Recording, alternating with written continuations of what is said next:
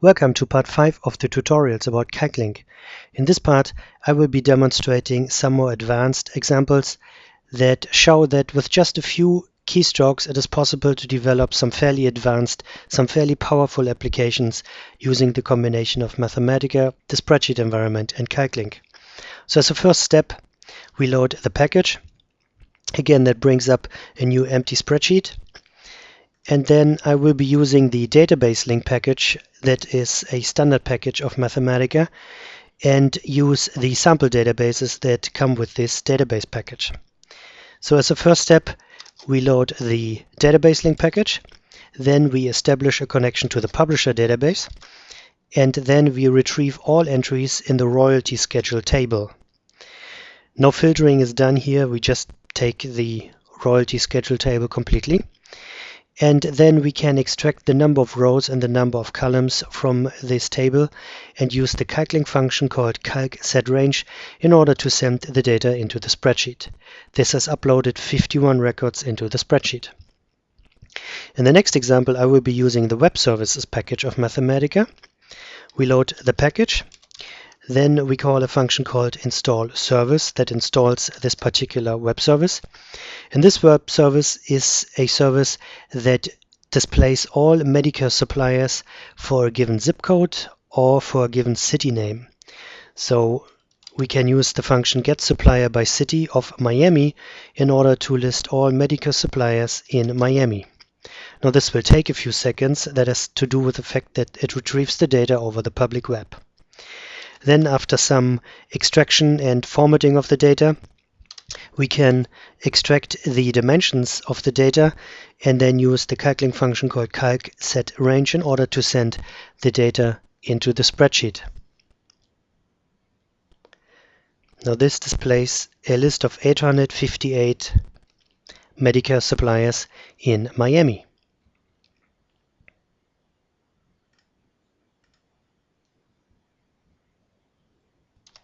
In the next example, I will demonstrate how to perform a principal components analysis, or PCA, for time series data. As a brief overview, a PCA for time series is done in the following manner. With the data matrix, which contains the time series data in columns, we compute the daily differences of the observation. That means for every day, we're computing, for example, the closing price of a stock to the closing price of the previous day. As a second step, the data is demeaned. That means for every observation, we subtract the average or the mean of the entire price series. And as a third step, we compute an SVD or singular value decomposition of the new demeaned data matrix, which means we are computing a factorization into 3 matrices, where the second matrix contains the singular values as a diagonal and the third matrix contains the principal components or the eigenvectors. For this particular example, I have chosen the shares of IBM, 3M, Chevron, Pfizer, Bank of America Corporation, and Alcoa. That is because IBM, 3M, and Chevron have the highest weighting in the Dow Jones Industrial Average, and Pfizer, Bank of America, and Alcoa have the lowest weighting in the Dow Jones. So I've retrieved those 6 price series since the beginning of 2009, and we can now perform the PCA on these 6 price series. So we begin by connecting to CalcLink. And once we're done with this, it is fairly convenient to make an assignment to a temporary variable t, because I would like to use the calcpad in order to perform a couple of operations row-wise on this data. So we assign t to be the transpose of our data.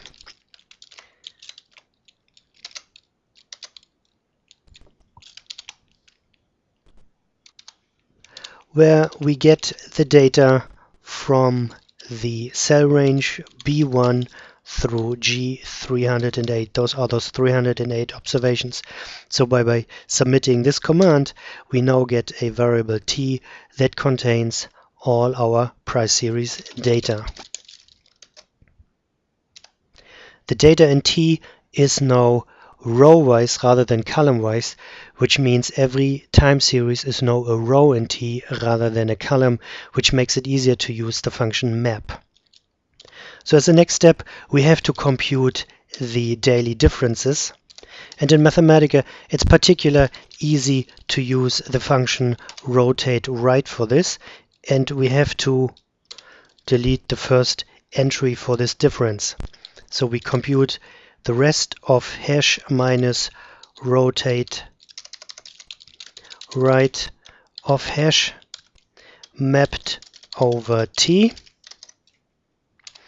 And as the next step, we have to compute the demeaned matrix, which means we can simply subtract hash minus mean of hash for our matrix T.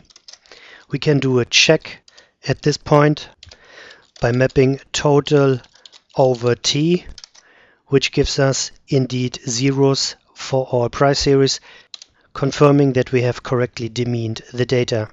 So as the third step, we have to compute the singular value decomposition. So we're storing in 3 matrices UDV the singular value decomposition of the numerical matrix T, of the transpose of the matrix T. And then we can immediately analyze the results. For example, D is a diagonal matrix and V is a square matrix containing the eigenvectors.